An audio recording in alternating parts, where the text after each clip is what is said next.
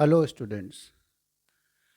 आज बच्चों हम लोग एक बड़े इम्पॉर्टेंट टॉपिक पे डिस्कस करेंगे, जो कि आपके मन में जब आप क्लास नाइन्थ में आते हैं रादर तभी स्टार्ट हो जाता है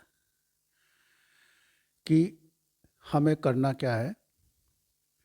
टेंथ के बाद सबसे पहले क्वेश्चन आता है कि कौन सी स्ट्रीम लें, और स्ट्रीम अगर आपने डिसाइड कर ली, सपोज़ आपने साइंस स्ट्रीम डिसाइड कर ली, अब उसके बाद क्वेश्चन ये आता है कि करना क्या है।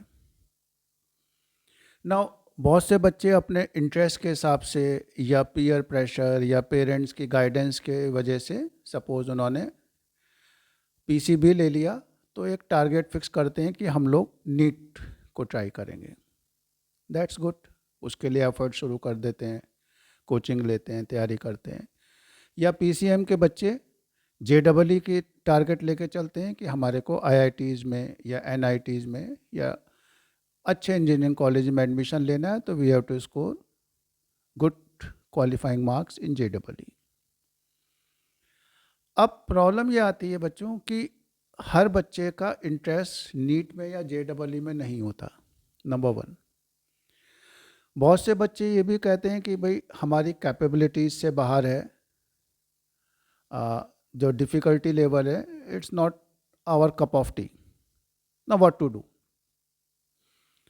तो जिन बच्चों का नीट या जेडबलई फिक्स है, कोई इशू नहीं है, 11th-12th में वो तैयारी करते हैं, उसके बाद ड्रॉप ईयर लेते हैं, then again drop year, and they somehow got success in achieving their गोल।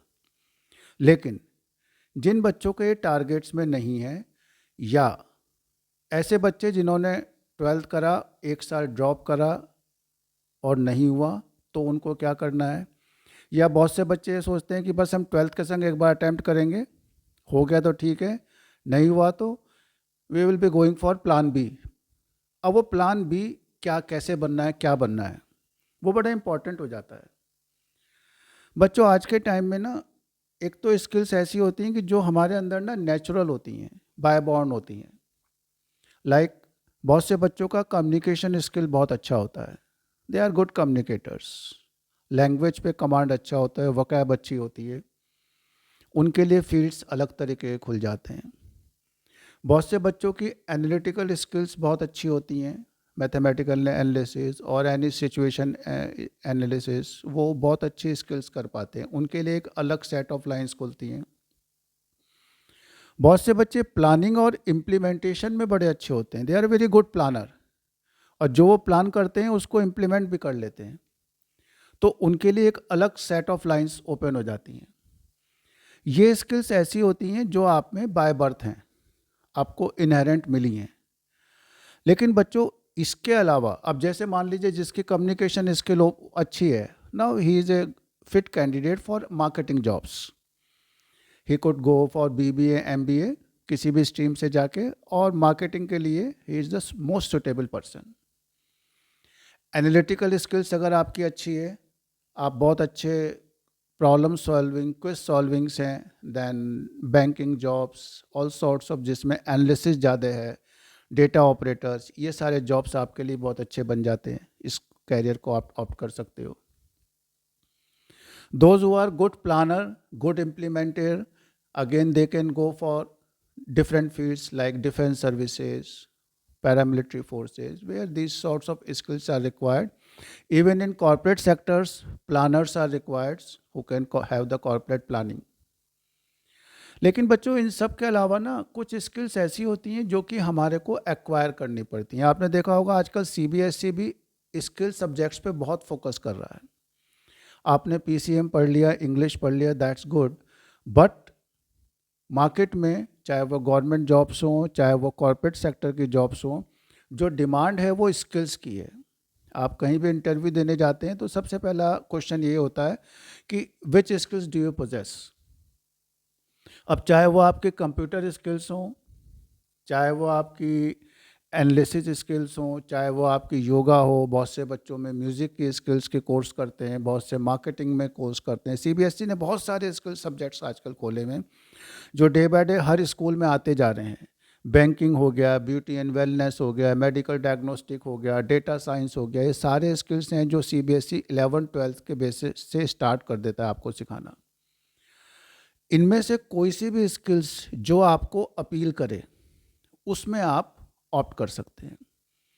अब बहुत से बच्चे ये कहते हैं कि हमारे को ये नहीं पता कि हमें कौन से स्किल्स है या कौन से स्किल में जाना चाहिए।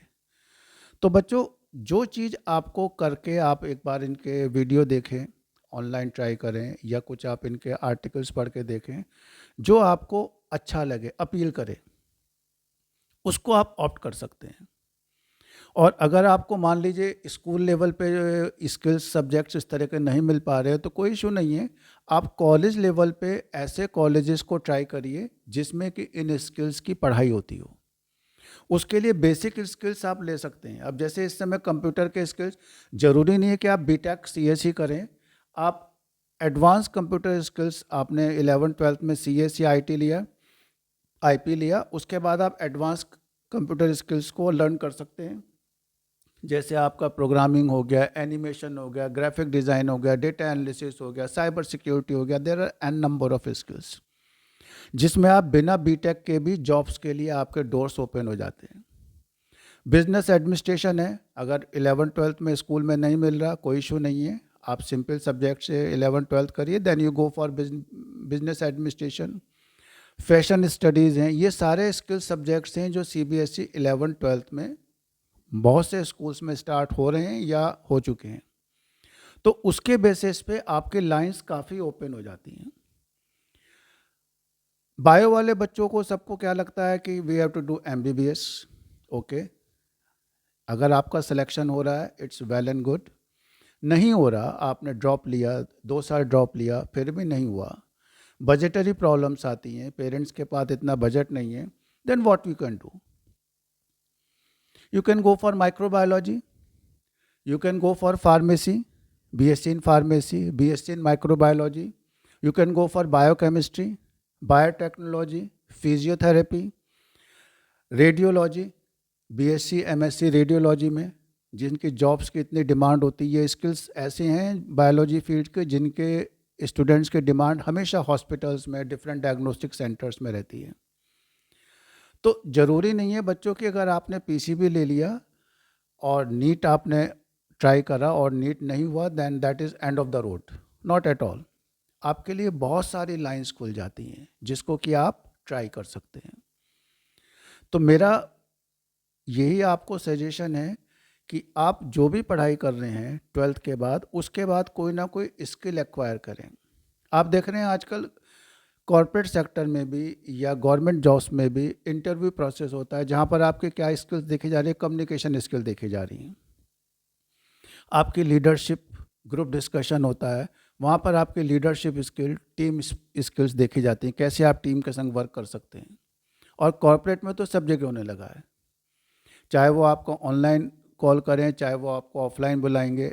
रिटन के बाद अगर रिटन एग्जामिनेशन है then they will be calling for personal interview, GD.